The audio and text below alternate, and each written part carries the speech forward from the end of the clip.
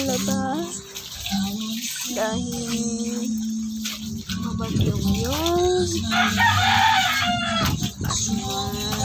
Wala tayong masusuot, hindi tayo maglalabas. Ngayon lang yan.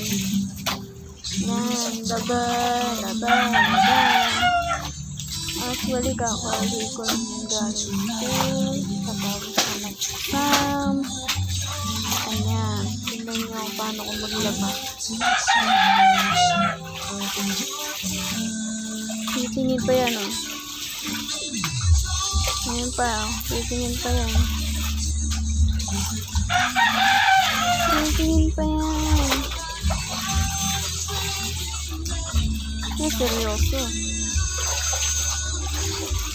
Seryoso, lagi pinagtitripan.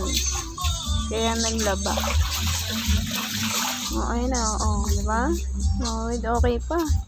Okay, kahit nasasaktan na yan.